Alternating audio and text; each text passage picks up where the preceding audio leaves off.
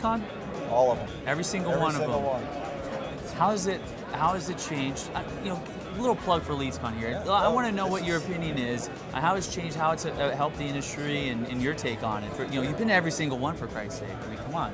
Yeah. Tell me. Look. This is the easiest plug ever because a lot of people walking around the floor here have heard me say these same words. I attribute a lot of the success, most of the success, and the growth to the growth of LeadsCon.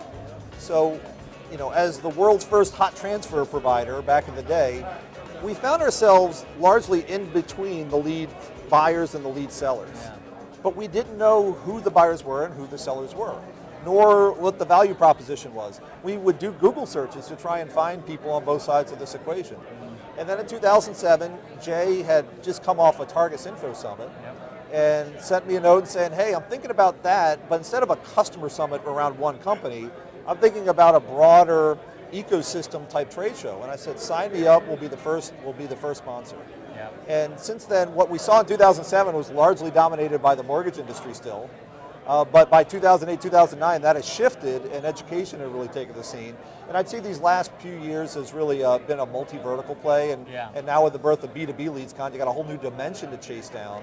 But look, the idea of having this nebulous cloud of performance marketing and lead gen galvanized twice a year so that people are on stage and the networking is fantastic and obviously the meeting rooms are always quite busy and full of buzz. All of a sudden people can map out this landscape and then they can have a strategy on how to bring their specific business into the market. And so the ability of a company to start very quickly and blossom very quickly. I think of Lead Cloud as a company that without LeadsCon, I just can't imagine how it could have gotten so much traction so quickly. So it's a fantastic service to the whole ecosystem, and thank goodness for Jay for starting it. Thank goodness for you and your team for continuing it.